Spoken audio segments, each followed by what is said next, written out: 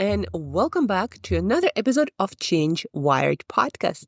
My name is Angela Shurina. I'm your host. I'm your partner in change, personal and collective transformation, executive coach 360, health, high performance, sleep, stress management, and living with more strategy, focus, and priorities aligned with who you want to become, the future that you want to create. And today, guys, I want to share with you 3 tools that will help you to overcome this very common brain's bias that all of us have by default. And the bias that stops you from reaching your growth, your personal potential, the bias that stops you very often from moving forward in your life, in your work, in your relationships, in your fitness, the bias that stops you from getting better instead of sort of swinging between perfect and not doing anything at all. I so often hear this phrase, I'm just all or nothing person. It's either zero or hero. And that's how it is. That's how I am. And that's why I can't really have half of the cookie, or I can't really have a piece of chocolate. I need to eat like the whole thing, or I can't really do short workout. I either go or I don't do anything for like, I don't know, a week or a whole month. I'm just all or nothing person.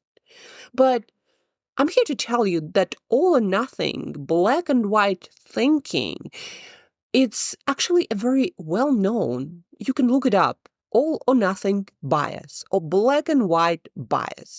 It's actually very well known in psychology. It's studied in behavioral science.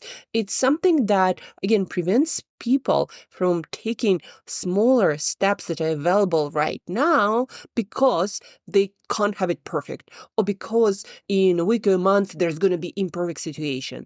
Well, first, let me know, does this sound familiar? You start a diet or intermittent fasting or some all clean eating approach. It's day 7, it's, I don't know, Sunday, and you're at dinner with friends, and the plan isn't really being executed for whichever reason.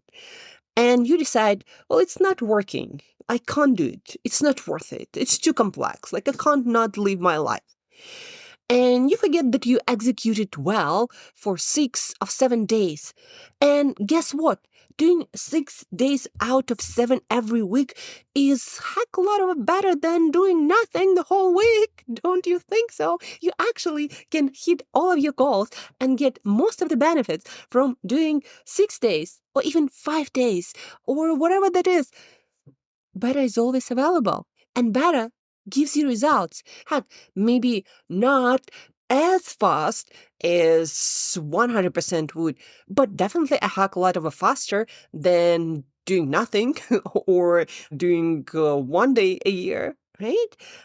Let's say you are starting intermittent fasting. Did you know that you can do it only, I don't know, 5 days of the week?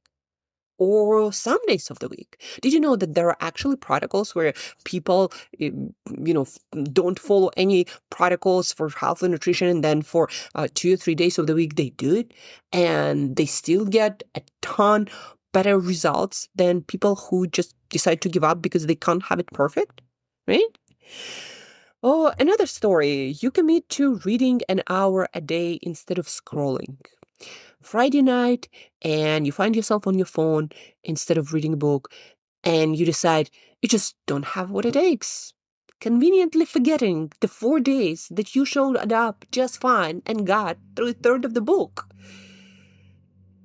You commit to an exercise routine, and midweek, you did really well on Monday and Tuesday, and then Wednesday hits, and like things just pile up, and you tell yourself, well, heck, I'm too busy for exercise right now, while not seeing that you could have perfectly done a 10-minute Tabata workout.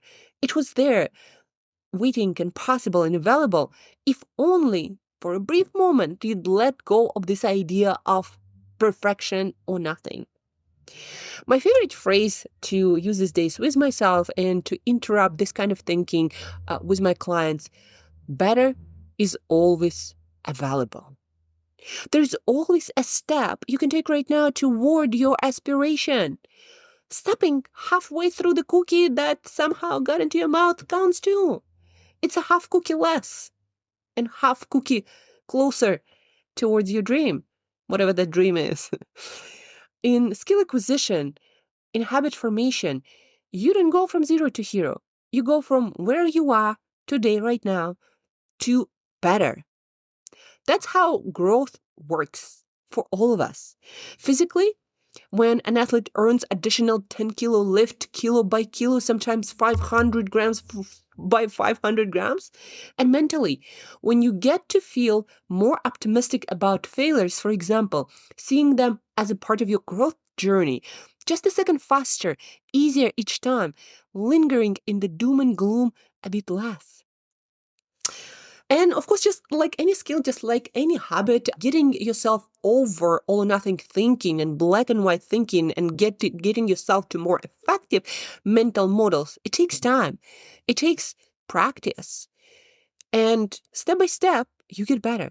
Today, I wanted, as I promised, to give you 3 tools that I personally really like. I found them very effective and they work for a lot of my clients who, over the course of our work together, get over their black and white, personality train and train a skill of thinking in all kinds of shades of gray that help them to move closer and closer towards that ultimate goal or perfection, or just having their life better. So tool number 1, set good, better, best options in advance. Plan for the range, not just the ideal, right? So some days your workout is a 5-minute Tabata and walking to the bus or the train, and some days it's a full gym session. And most days it's something in between. Right? I personally committed to 30 minutes of movement every morning and 30 minutes of walking or some sort of movement after dinner, like some sort. On some days when I'm feeling under the weather or flying or the weather is shitty or something else, I can walk in the airport for 30 minutes with my luggage doing additional like weight load. I can do yoga in my room as long as I have like meter by meter space. I do walk outside. I can do again 5-minute Tabata right by my room, by my bed in my hotel room. Right? Good, better, best options. And most of the time, you probably do better. The second one is learning from your failures as from a data point, right? So when you miss the plan, get curious instead of critical. What can I learn from this? Not what's wrong with me or why don't I have more willpower and can figure shit out, but instead, what can I learn from this? What is not working about my system or in my set of assumptions or about like the way my life works right now? Where do I need more support? Where do I need my systems? Where do I need some sort of skill or equipment, a tool, right? What was different the times that I succeeded, even once? How did I do that? And how can I do more of that? Not every time, not perfect, but just more, just better. Failure is a data point, not a final verdict on your change and growth capacity. And tool number 3, become your own outside observer. It's actually a very well-known technique in therapy and coaching to learn to distance yourself from yourself, either through talking to yourself in second and third person, like Angela. We are not exactly moving our business forward. Why do you think this is happening? Who can you ask for advice or for help or for tips, right? How can you do better? What would if you were your own friend, like what would you say to yourself? Talking to yourself in second or third person. But specifically I find the next question very useful and effective. If a friend was watching this situation and had to offer advice on what to do next, how to handle perhaps this failure or this setback, what would she or he say? That's how you get outside of your head, get less emotional, gain better perspective, and see a lot more options and see that this is just a step in the journey, not the end of the road. Right? So get outside of your own head. Black and white thinking exists for a reason, guys. It's not some flaw of your character or your brain. It helps you make really fast decisions in situations where speed is survival.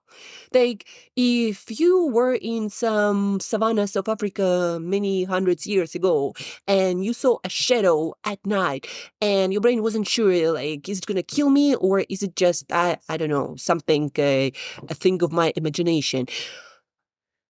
One could have you killed. So having black and white thinking was really useful. You would just run and take your chances elsewhere. It's a useful tool we often use in the wrong contexts. Growth is not that context. Most of life is not that context. Skill development and habit formation is not that context. In those circumstances, in most circumstances in our lives where it's not a life or death situation where the decision has to be made right now and the final verdict has to be done now, so you act right now. Most of life situations are the things that more perspective taking, that more long-term thinking, that thinking in shades of gray, not black and white, will work a lot better for your consistent and persistent growth. So to sum up, the tools that will help you to coach yourself out of black and white thinking and more of a growth mind kind of thinking. Did you know that growth mindset is not something you have or don't have? It's something you develop and use better in some situations than others, right? So this is your exercise routine to start enlarging, working on, flexing your growth mindset muscle. But before you do that, don't forget to please share this podcast episode, send it to a friend who's stuck in this black and white thinking and it's like, I'm a success or I'm a failure and I can't do anything in between. And very often they end up doing a lot more of nothing than anything at all, which obviously, maybe not that obviously for them, works a lot better when it comes to consistently getting some improvement on the goals that are important to them. So share this with a friend who might be stuck in black and white thinking so they could get over it and start getting better. Instead of swinging between 100% that really exist and nothing at all, staying most of the time in nothing at all. So 3 tools, but guys, please do share, review, rate. That's how all of us improve the mindset of the entire world. So we get to create more positive growth mindset kind of world. So share. And then to sum it up, 3 tools, coaching tools that will help you to get over black and white thinking and get more into consistent growth. Even walking through a lot of setbacks that life will provide plenty of. Number 1, set good, better, best options in advance. And whenever life throws something at you, ask yourself, what kind of day is it? Good, better, best. And do that. There is always one small step that you can take towards better. Tool number 2, when you fail, when there is a setback, get curious instead of getting critical. What is about the situation that made me fail? What is it that didn't go as well as I expected or as I assumed? What support or tool or system do I need to get it better next time? And in the times when I succeeded, what did I do differently so I can learn from my own successes, right? So get curious instead of critical. Learn from failure as a data point. And number 3, become your own outside observer. If a friend were to watch me or the situation and had to offer advice on what to do next, what would she or he say? And you'd be surprised how much better advice you give to yourself when you're seeing yourself from the outside. And that's it for today, guys. I hope you found this podcast episode very useful and you're going to start flexing your growth mindset muscle one exercise, 1 rep at a time. And over time, you'll notice how you become less of a black and white thinker and become more of a person of getting better. even when life doesn't give you the perfect situations and outcomes you expected. Thank you guys for tuning in. Thank you for listening. Have a beautiful day, the growth kind of day further. Until next time, keep growing.